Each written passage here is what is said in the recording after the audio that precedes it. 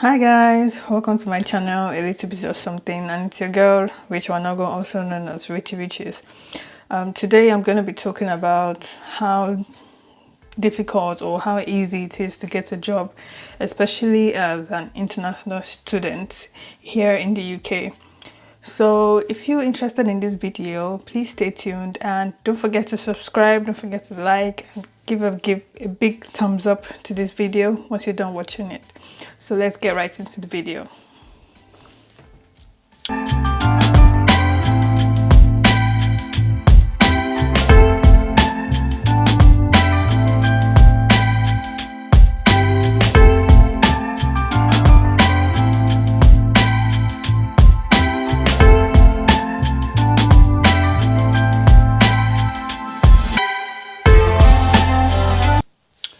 Hi guys, so welcome back. So basically, before I go into all the gist surrounding getting the job here in the UK, can we just give a little brief moment of appreciation for my look today? Yes, thank you. So I'll just give a little download. Okay, I'll just give you like a little sneak peek. So majority of all the products that I'm wearing today are from Avon, and I recently joined the Avon brand as a partner, so to speak, more like a salesperson. So anytime you buy something from Avon through my online store, I get a commission. So I'm gonna put the link in the description box down below. It's only open for people in the UK, so support my hustle.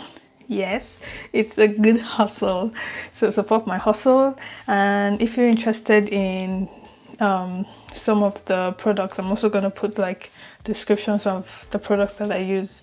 Like my nails are from Avon, my lipstick is Avon, my eyebrows are Avon, so the brush that I used is Avon, the primer is Avon, so all Avon. And even this necklace, beautiful, is from Avon. So I'm going to put all the details in the description box below. So let's get right into the gist about a job. Now, I know that getting a job is a very important thing. I've talked about it in some of my videos. I think the last video that I put out talking about where I talked about the 7 things that I learned in graduate school, I talked about how that living here is expensive and how that you need to get a job to support your day-to-day activities. Now the job that you're getting is not meant to be the main financial backbone that you would have as a student, because of course you definitely have somebody that is sponsoring you, a close relative or scholarship as the case may be.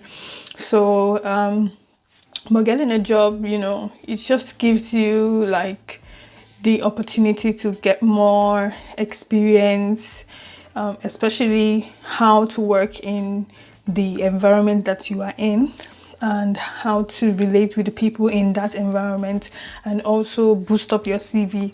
So the points today, I usually bring points for you, so I really hope that you get like some important tips and lessons from this video. So before you get a job, okay, getting a job is, I won't say it's difficult, but it's not also easy. So it's I'm gonna stay on a very neutral ground here. It's not difficult, but it's not easy. You have to more or less like put yourself out there, and you also have to like really want to get the job. Excuse me, you have to really want to get the job. So number one, when I first came in, I was a bit skeptical. I was thinking, how am I going to go about the process? Now, bear in mind that as a student, virtually like all the schools have career centers. All the schools, they have career centers on campus. So these career centers are there for you, and you don't always have to pay. You never pay for the service of the career centers. So you have to make sure that you are making use of those career centers. For example, in my school here in Durham University, we have an application where we log into, and then we get all the information about job adverts, job vacancies, and what parts of the country they are in, and we get a sneak peek into the industry, into details about the company, and the number of employees that they have and how much they are going to pay. So all this information are already outlined in the site, and there are a number of websites that you can subscribe to. You can subscribe to in order to get job news, job information. So it's going to be, let me say, a long journey, but it's also going to be an interesting one because you're going to learn a lot of lessons from it. So before you go down the road, let's talk about your visa. So majority of students' visas come with a 20 hours per week work permit. That is during term time. So you have to know the kind of visa that you have. You have to know the kind of visa that you have. So you don't want to be working more than 20 hours per week, which is you looking for trouble. And for in my school, they advise you work 12 hours per week because of studies, lecture time, and every course, every module, as we call it here, every module has a particular number of hours that you need to study, you need to attend classes. So so that's very, very very important. So before you get a job, there are things that is required of you. There are things that are required for you to have in order to settle your taxes, your insurance, and all those kind of things. So one of the major things that you need to have is a national insurance number. Now, they usually say, well, there's no need to have it, but it's actually very important. Some people would rather not have it, but if you intend to work in the UK, it's very important for you to have a national insurance number. And it takes about 8 weeks. According to them, it takes 8 weeks, which is about 2 months. And I have to say that it's actually true, because I applied for my own national insurance number in November of last year, November 2019, and I got it January. I got it literally some days ago. So it takes some time. So one of the things you have to do when immediately you come into the UK is apply for a national insurance number, whether you have a job or not, because it usually takes a lot of time for you to get it. Okay, so usually how to apply for that is you call their number. I'm going to say if it's I think now you can go to their website, so I'm going to put their website on in this video so that you can, and I'm also going to put the website in the description box down below, so you can visit their website and apply for a national insurance number. But you have to already be in the UK, and you need to have your address handy and your phone number handy, and of course your date of birth and your full name. So you have to get a national insurance number. Very, very important. The next thing that you need to do to get a job is what I did, for example, is my first term, I basically used the opportunity to get used to the school system and my classes, my modules. How difficult are they? You don't want to just dive into the work industry. Immediately you come in, all of a sudden you want to work. It's not gonna work like that. You have to know the system, your school, how it works. You have to deal with your accommodation, how it works, the bus system, how it works. So there are a lot of things you have to understand before you think about getting a job. So once you understand all the basics, then you can now begin applying for a job. One of the things that I did when I got here was I visited the career center of my school, and I had to sit down with the directors there, and they told me about how to apply for a job in the locality and also how to apply for a job outside the locality. So you want to take advantage of that and visit the careers people. Usually visiting them requires an appointment, so, and the appointments book like very, very fast because everybody wants to, like, you know, get advice on how to get a job. So you have to make sure that you are on top of your game. You are burning the midnight oil, like we usually say in Nigeria, burning the midnight oil. If you have to book the appointment by 12 midnight, all well and good. All the websites are usually opened. They are always still open, like overnight. So book an appointment with the careers people in your school and talk to them about your CV and the kind of job that you're looking for. What I would advise is to apply for a job in the school premises.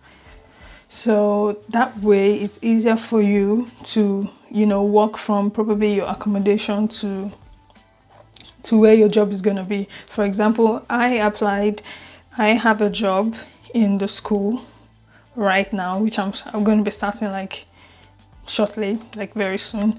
So, and even though the job might just be for a limited amount of time, the experience can never really be taken away from you. You always have that experience with you. And I always advise, if you've worked like in the UK environment, if you already have the experience, you will know how to work somewhere else.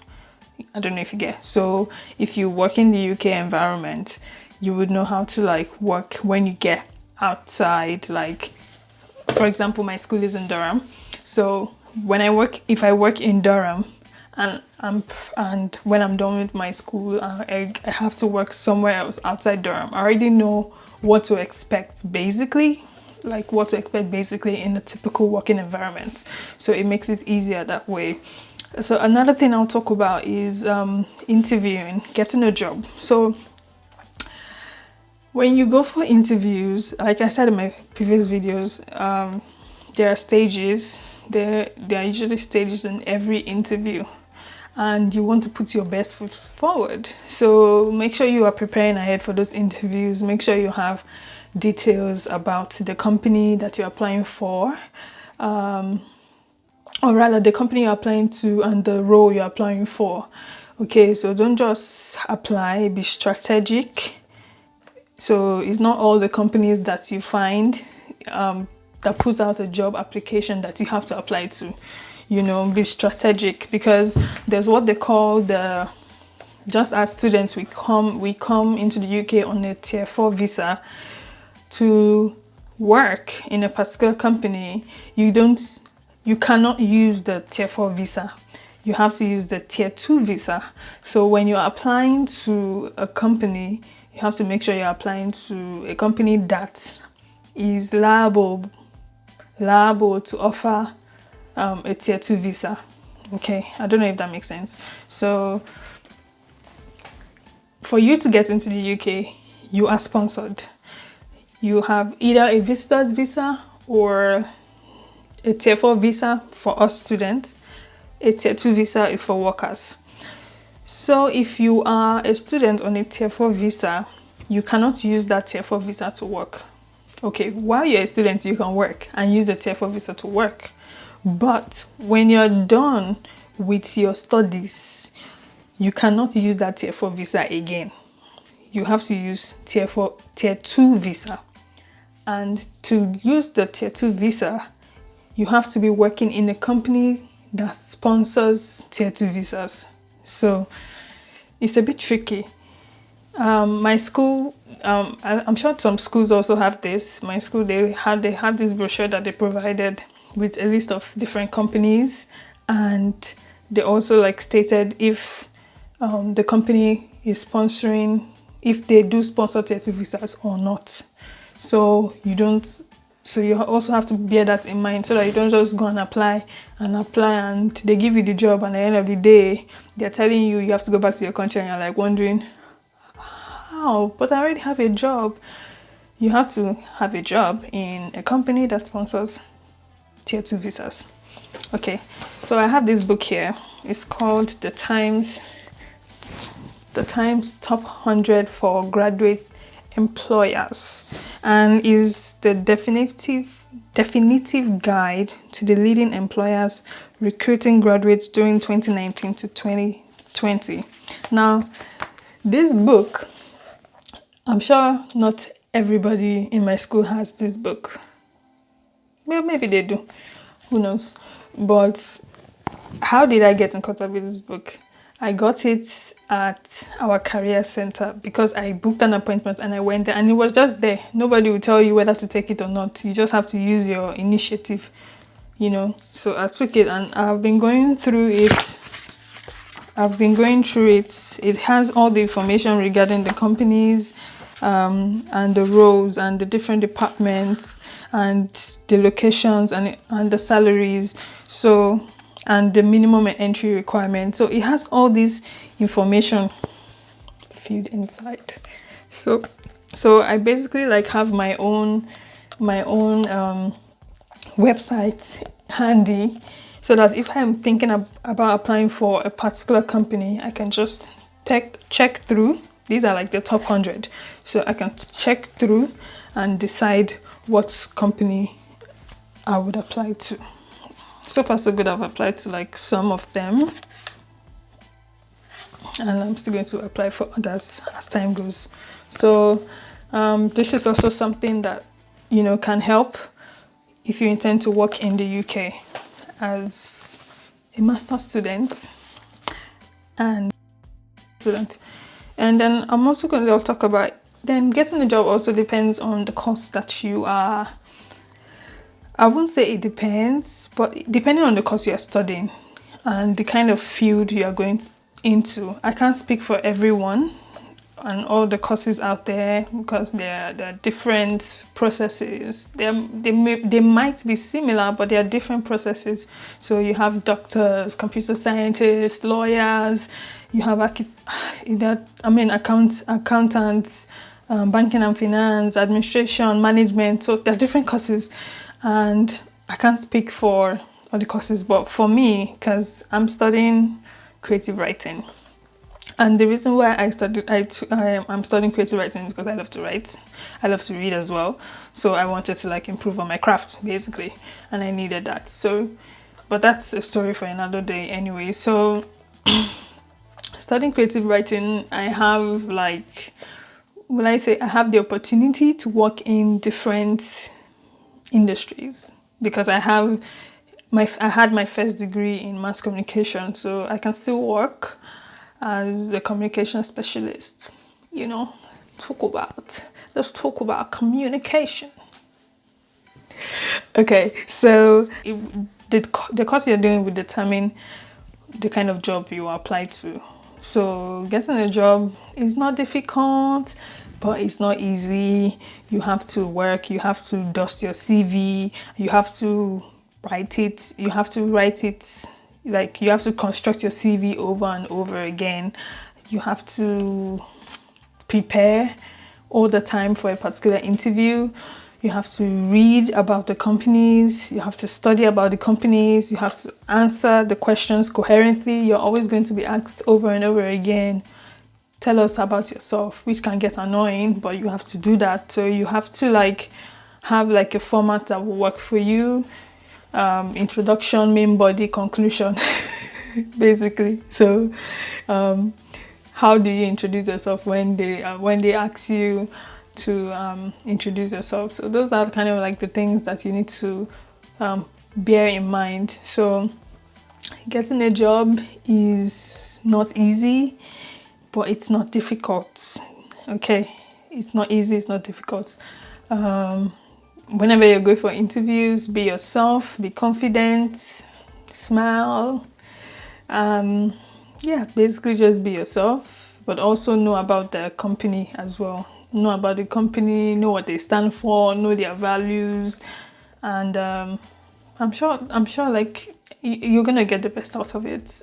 Even if you don't get the job, knowing that you tried, knowing that you tried and you went for what you wanted is a satisfaction in itself. So yeah, that's very important. Okay guys, so I really hope you loved this video today. I know that it seems like I was just rambling, but these are like very important things that you need to like bear in mind when you want to like get a job here in the UK, especially as a student, or if you intend on staying. So your national insurance number is important. The course you're studying is important. Having information about the industry you want to get into and the company is important. Making use of the careers website or careers department in your school is also important. So these are things that you need to like put in the front of your head if you intend to get a job here. So I really hope you enjoyed this video. Thank you so much for sticking with me today. I'm going to try as much as possible to make more videos for you. I'm looking at working on something regarding the UK visa process. I know a number of you will be coming in September as well. So I'm going to look at, creating a video in that direction. Basically, documents to prepare and, how to basically ace your interview at the embassy. And I'm also going to be talking about... Okay, so that's basically it. If there's anything that you would like me to share, I know some of you have been requesting for me to go on tours. Trust me, I'm going to find time to go because school just resumed and I'm trying to like prioritize. I want to make sure that I don't have any pending reading to do before I go on any sort of fun trip. So but I'm going to bring for more content for you guys. So thank you so much for sticking with me today on a little bit of something. I trust you got something today.